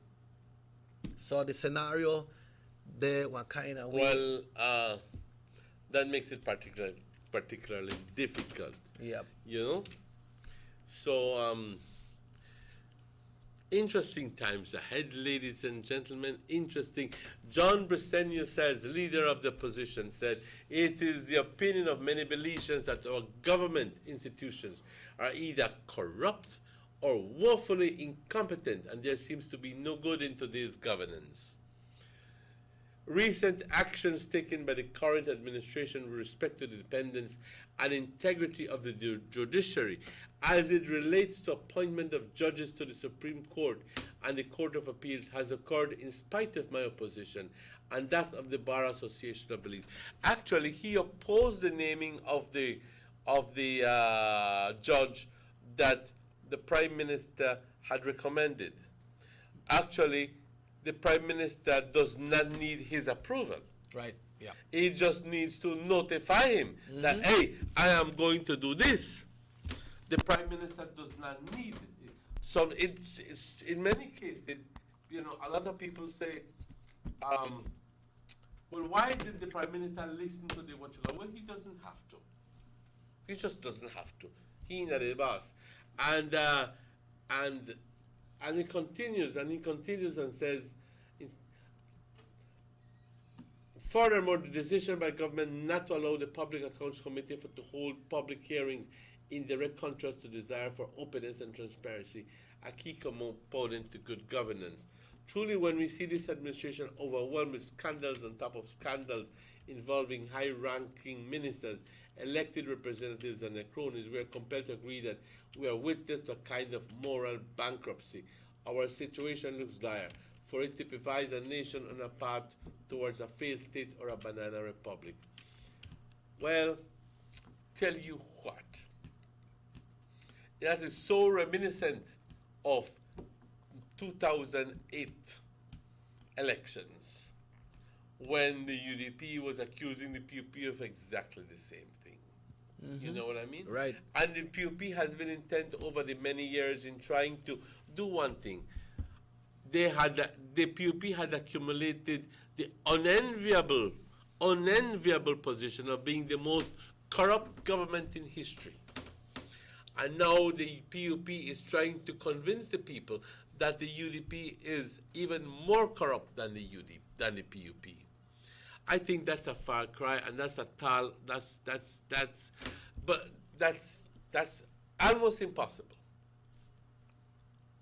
because the amount of corruption that existed within the People's United Party pre-2008 was something that had never been seen before.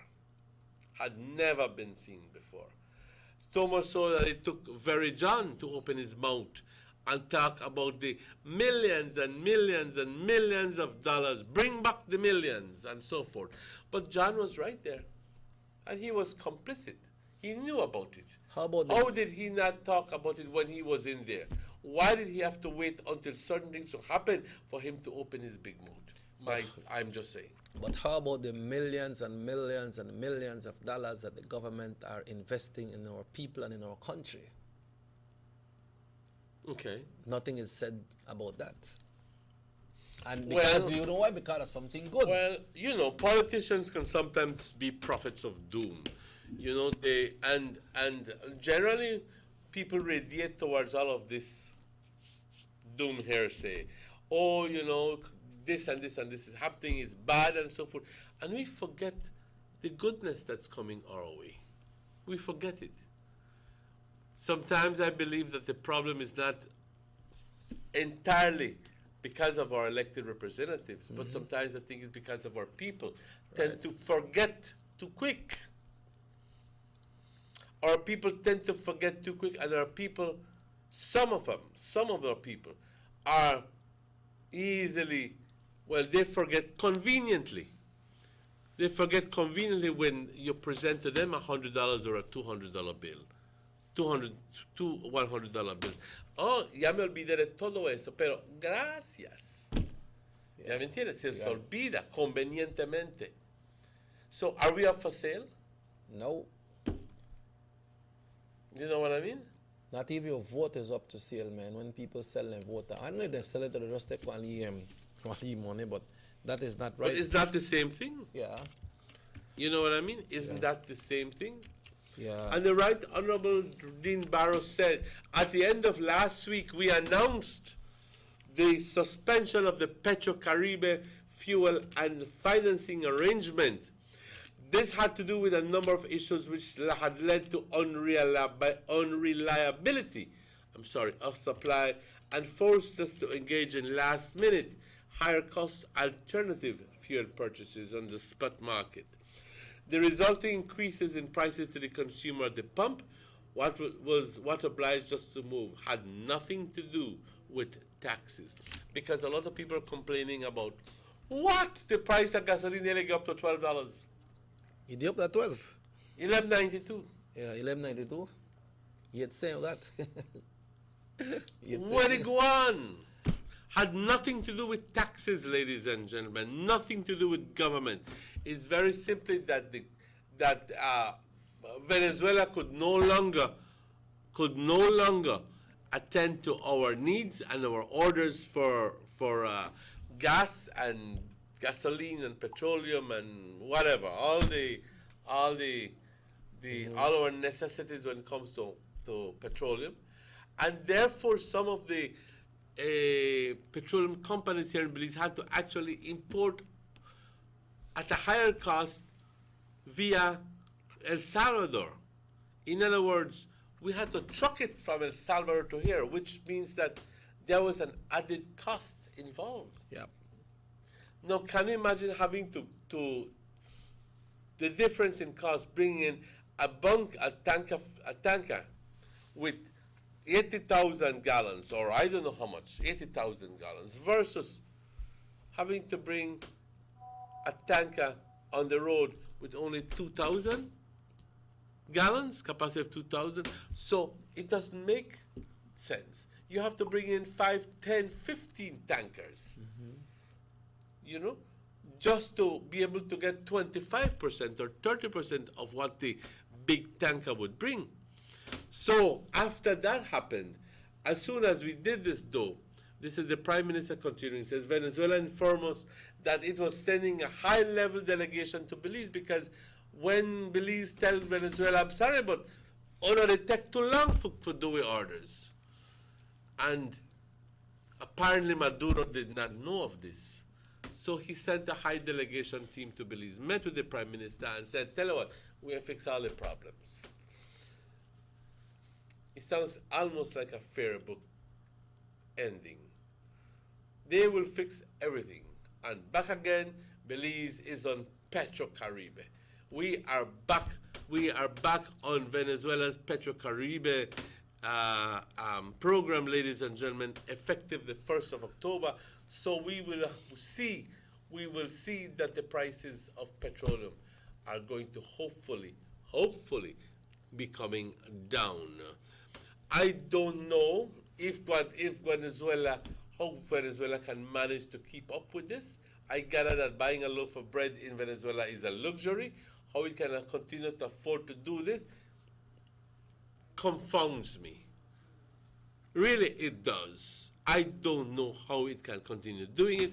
But then again, Venezuela is a very rich nation, very rich, very immensely rich, and I guess they must know what they do.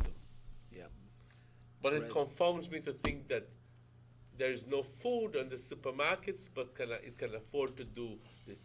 We're very appreciative. It's just questions that we have in our minds. Yep.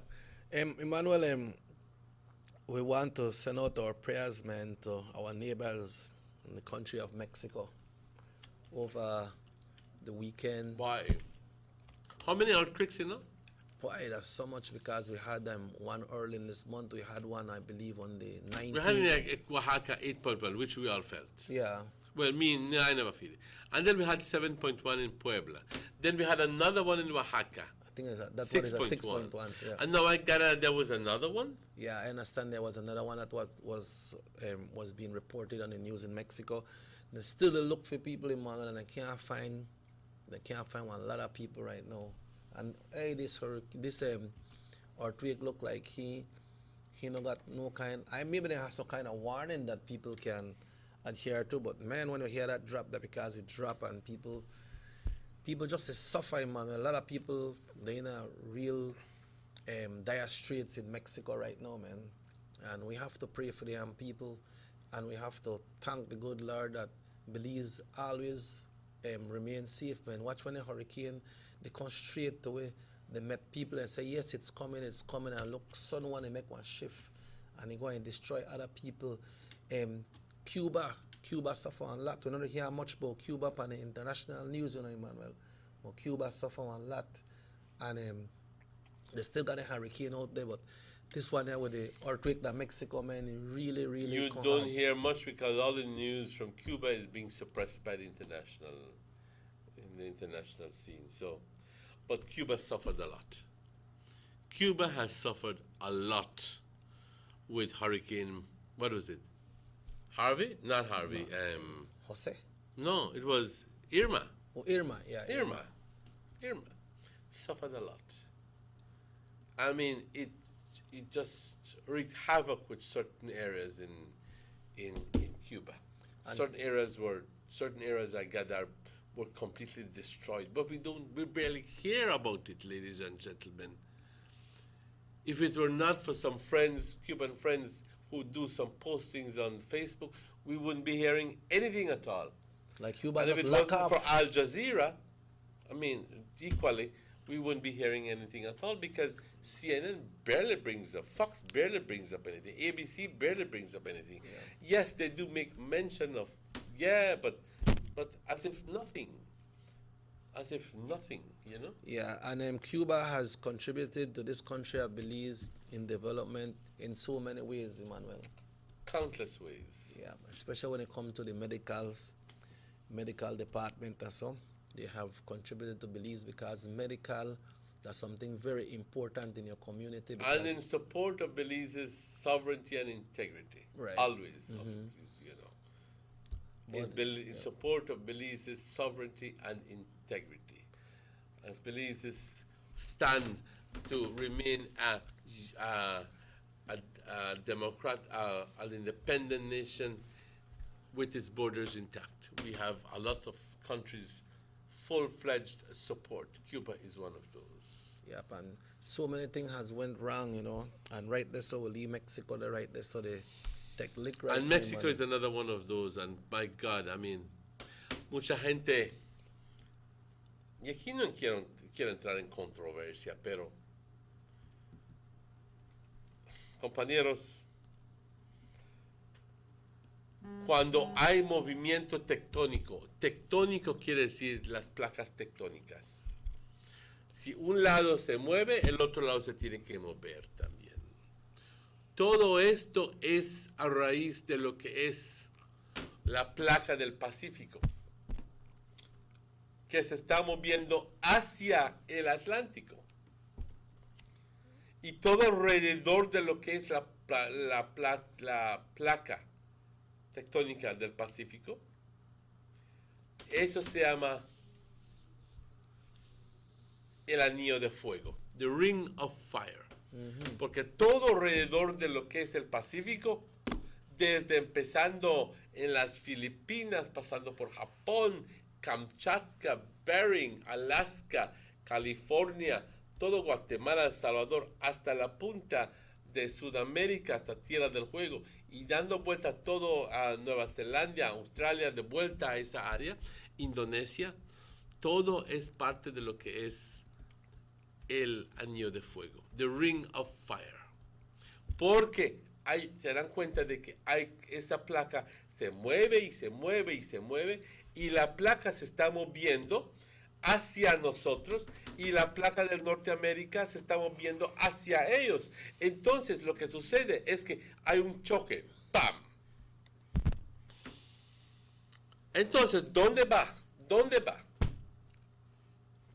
¿Dónde va? Le llaman subduction, porque la placa del Pacífico se está hundiendo bajo de la placa del norteamericana, y entonces la placa norteamericana está pasando sobre del Pacífico. Y como eso va sucediendo, va raspando, quebrando piedras y todo, y eso está causando todos los terremotos, compañeros. No, todavía no se escuchan trompetas.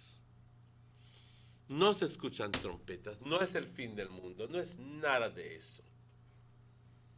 Y no es que sea yo una persona que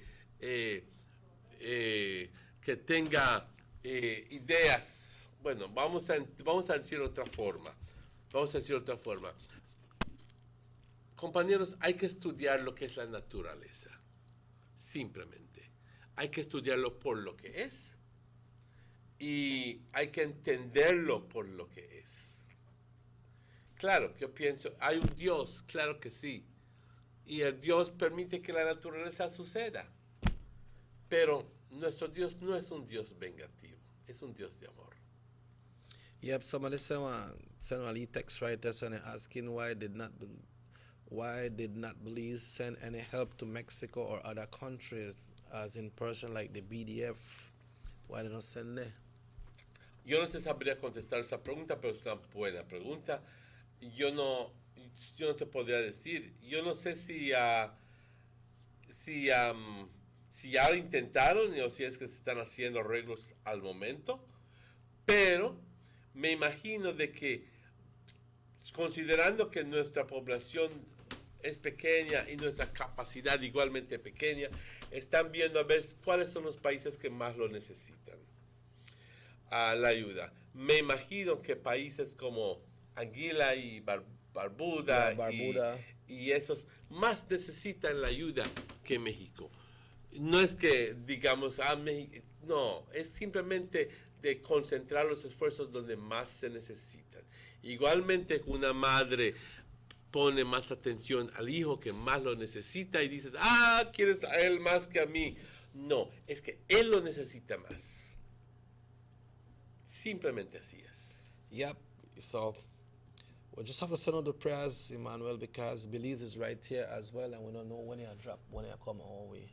You know, but the people like Mexico are really punished by. But not only Mexico, like you rightly mentioned, so many things happen at Cuba, but like the lack of Cuba, like Cuba is not part of the world, man. Mm-hmm. You know, but it happened there. It happened Barbuda, not Barbuda. Barbuda, yes, Anguilla, Barbuda, and number of these other. And Barbuda, may get it hard, you know. They may get it hard, but the U.S. they have for them one thing because they may get it with Florida, they may get it Texas, and I don't remember what other place, but then get it tough too.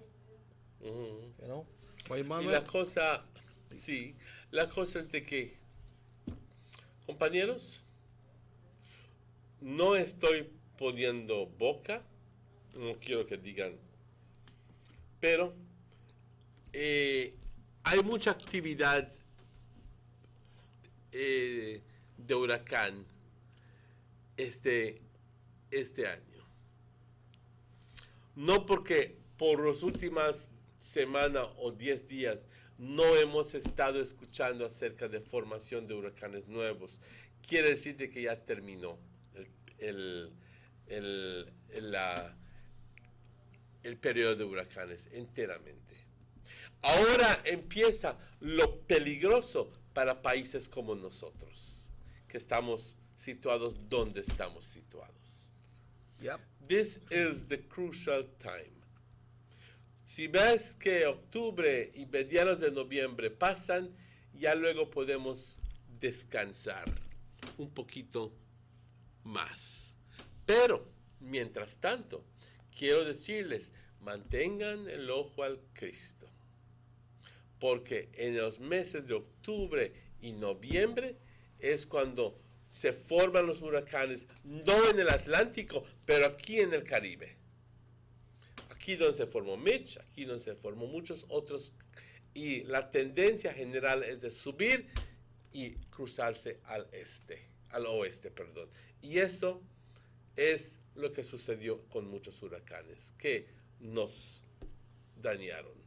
Así que mucha cautela. No estamos fuera de la sartén de aceite caliente todavía aún no. Right, so on that note, Emmanuel, we'd like to thank everybody who tuned in this morning. It has been a very long morning with the discussion here today. We'd like to remind you to have the 10 to 12 show coming up, music show coming up on this channel. My name is Robert Cheque Usher. We want you to have a wonderful and beautiful day, this 25th day of September 2017. We'd like to send out a happy birthday going out to Mr. Dylan Jones. Good morning to you. Hope that you will enjoy this whole week because I know the man's birthday today, you know.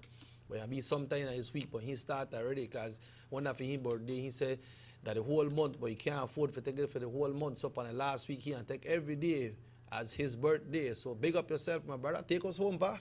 Well, thank you very much. And thank you very much. And we have to acknowledge the work of the technicians behind the scene. We have to acknowledge we are, as far as best as we got, that we are back on channel 60, so spread the news. There was a little problem there with with some little configuration as best as we know it. We are back now on channel 60, ladies and gentlemen, on Center Cable Network. So I'm spreading news that we are back on channel 60. And folks, we want to thank you for your participation. We want to thank you. During the course of the week, we'll be having some guests. We will be having some doctors, and also we'll be having some other people who will give it a surprise for the moment. But we want to thank you for your faithful tuning in to Channel 10. My name is Emmanuel. I'm Robert Checker Usher. Hasta mañana. Until we meet again. Se cuidan, compañeros. Se cuidan mucho.